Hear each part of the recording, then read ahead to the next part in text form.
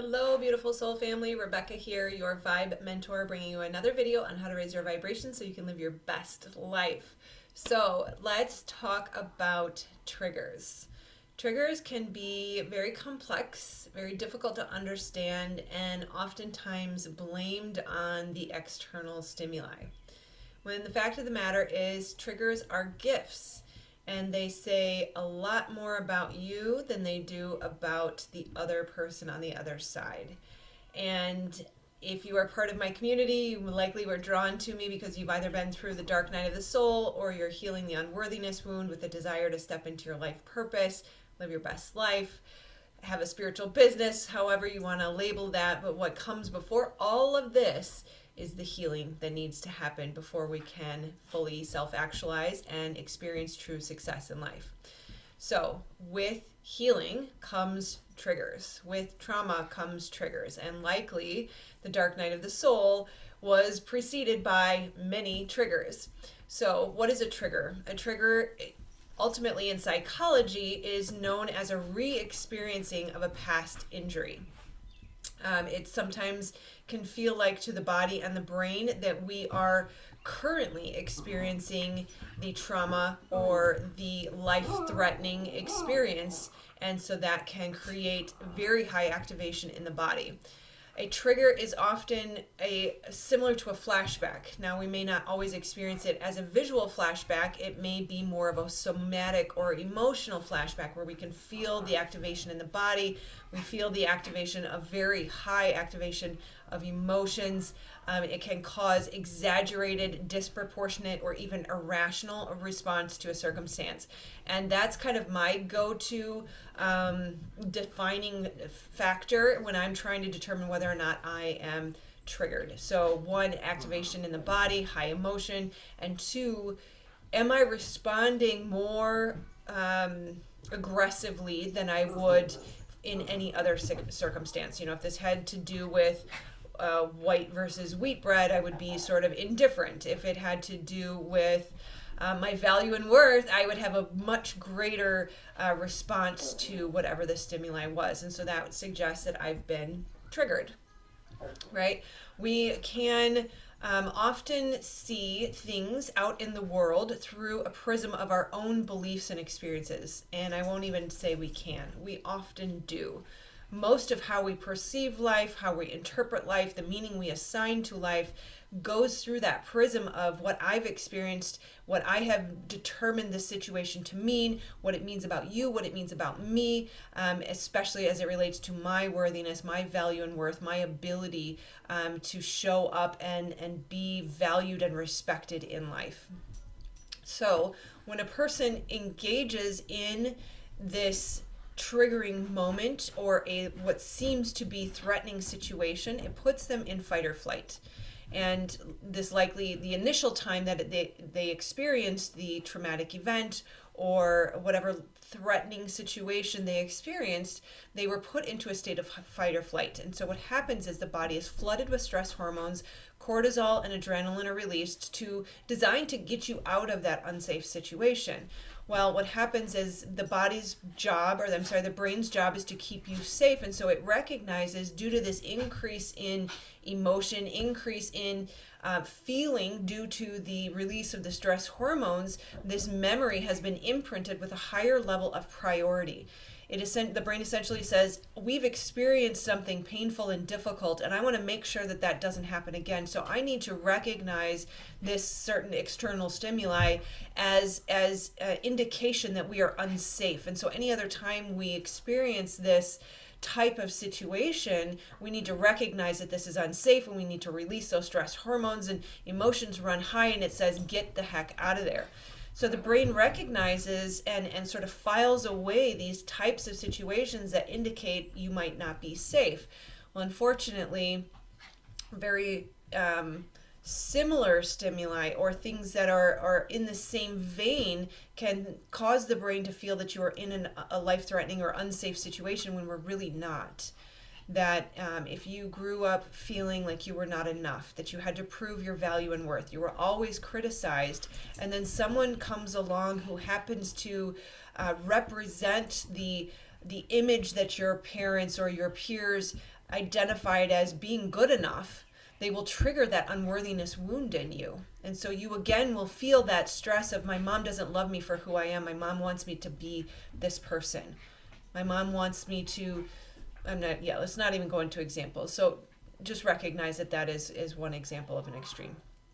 And essentially, the brain is inaccurately assigned too high of a level of priority to these other stimuli that might trigger your old wound or your old belief around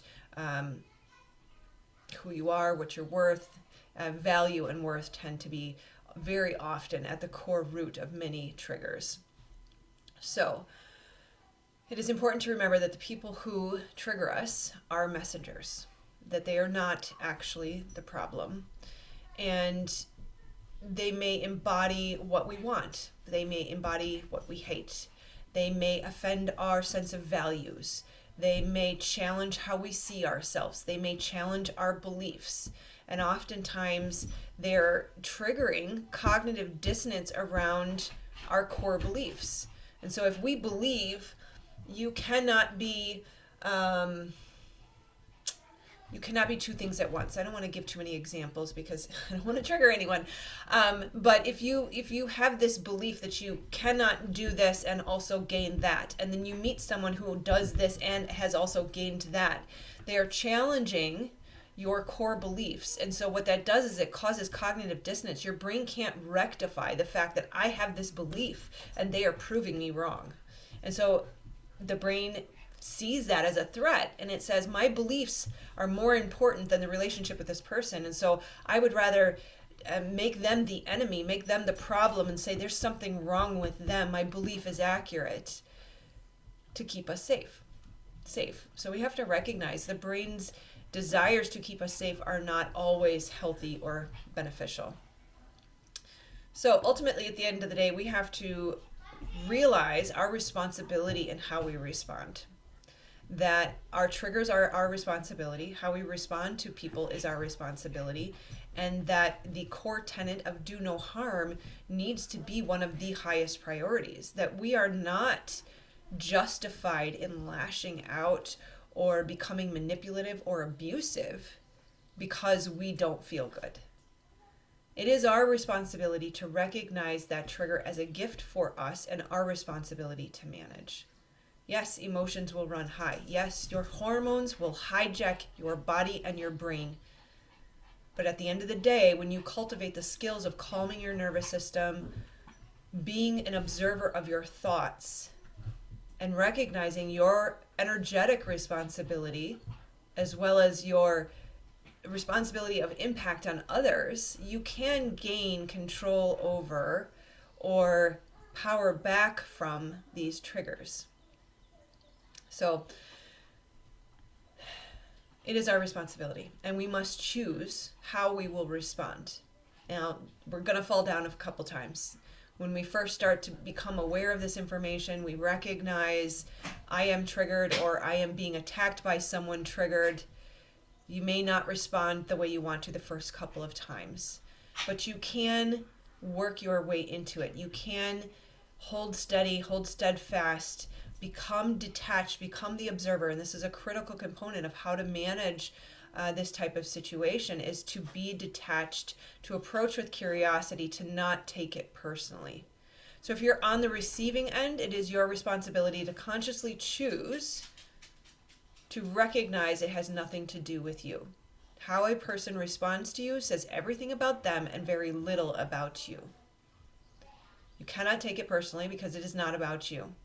But we can be curious, and we can step back and say, what drives this? Why are you so triggered? What pain in you is driving this trigger? And come from a place of compassion, and remember, they're hurting. That anger and aggression are a cover for pain. And so for whatever memory we have brought up for them, whatever pain we have exposed, they still need love. And love is truly the only answer. Love is truly the only way. So we can observe with compassion, and we can gently ask questions that hopefully help them dig deeper into what is triggering them. There are ways to ask questions without truly being probing or antagonistic. where we can just very gently say, I hadn't thought about this. Is that something you've ever considered? Or what if we rephrase this? What if we find a new perspective that my behavior doesn't actually mean I'm threatening you, but rather maybe I'm here to be an asset and a resource for you. And maybe I can help you in some way. And we position ourselves as understanding and empathetic and willing to support to a degree with boundaries and not putting ourselves in an unsafe situation, but helping them see that we are not the enemy. Remembering that, especially as you step into your light, especially as you start to self-actualize, you start to step into the abundance and the bliss that is available to you when you're in your purpose, you are going to piss people off because you have done the thing they know they need to do that they have been avoiding their entire freaking life. And just remember, the greater you shine, the brighter you shine, there is always a shadow.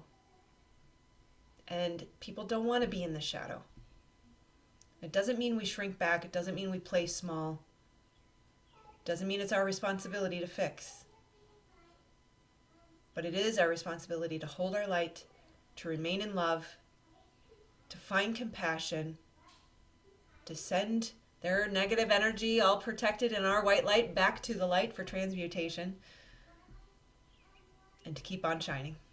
Boundaries are healthy and safe. You don't have to remain in these situations. If you can exit, please do, unless you are called to otherwise, which I can attest to might happen sometimes.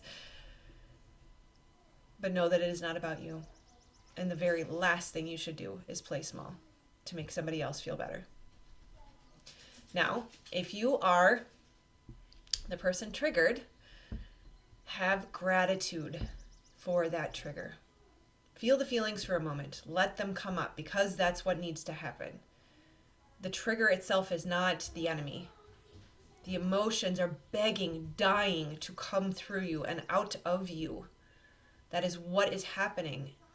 Is you've been gifted a moment to show you, a mirror to show you part of you, probably likely one of the biggest blocks in your life. Part of you is asking to be healed. That there is something that happened at some point in your life that created a false belief that is holding you back and preventing you from true greatness. Have gratitude, have appreciation for that gift. Say thank you to the person that triggered you, whether it's inside or outside, it doesn't matter. But they are helping you. They are your friend. They are a messenger. And if you're lucky, they truly love you inside no matter what. And they recognize that it's an energy in you. It's not really you at your core. That's not who you were designed to be. Have compassion with yourself for being triggered, as well as the person who has triggered you. Do no harm. That is your first and foremost responsibility. Then take a minute to look inside. Go back to the first time you felt that trigger. Go back to the first time you felt small, not enough, like a little kid trapped in an unsafe environment where you couldn't fix it. You couldn't prove your value and worth. You couldn't make them love you. Whatever it is, and recognize that little girl inside of you, that part of you that is begging to be healed, is still inside of you, and she's hurting, or he. They are asking for your assistance. They are asking for you to go inside and love on them and hold them and reassure them that they are enough. The same way they did when you were 5 or 7 or 10. There's a part of you that's frozen in that traumatized state that will never be able to mature or evolve or grow or self-actualize until you heal it. So go within and look for that trauma in the body, because the body keeps the score. And there's a part of you physically that is holding this trauma, and it is asking for your focus and attention. Surprisingly, through brain spotting and therapy, the body actually can heal itself. It doesn't need a lot of cognitive processing. There's a certain level or degree of cognitive understanding that is needed, but the body is surprisingly capable of healing the trauma when the focus and attention is given to the trauma itself. So have compassion with yourself and take the responsibility for the trigger. Be willing to go within and look at what is feeling activated in your body and sit with it. Be conscious of it, be present with it, and allow it to move throughout your body, because it will, with your willingness to look at it and be present with it. It will start to move through you. And then lastly, I would suggest notice when you're triggered, do you feel hungry, angry, lonely, or tired? This is a common acronym used in AA and other addiction recovery programs, that we often feel triggered when we are hungry, angry, lonely, or tired. And so the acronym is HALT. If you feel any one of these three, hungry, angry, lonely, or tired, halt. Stop and meet that need. Because there's a part of you that is needing something, and it is very common for us as trauma survivors or those in the healing process to recognize the fact that we have self-abandoned for a majority of our life. We have denied our needs, we have suppressed our desires, we have pushed down our wants, our needs, our desires, our natural personality, and by default our gifts and our strengths. So the trigger is there to help you see there is a need that is not being met, and you are capable of meeting it. This person who is the triggering person is a gift and a messenger, and at the end of the day, their highest self loves you no matter what. So make sure you're meeting your needs, whether it's emotionally, physically, spiritually, psychologically, and recognize the trigger as your friend and not your enemy. If you would like any assistance with healing, whether it's around healing trauma, healing the unworthiness wound, healing the triggers, they're likely all connected. I do offer a course and coaching program where we will heal your trauma using brain spotting, as well as the cognitive portion of it is in the course. We'll reprogram the neural pathways. You'll start to re-identify who you naturally are after you remove all of those coping mechanisms. You will start to understand your gifts, your talents, and your life purpose. You'll start to manifest with intention instead of on autopilot and more of the same. And then I'll also teach you how to make a living doing it so that you can step into the purpose that you are perfectly imperfect for.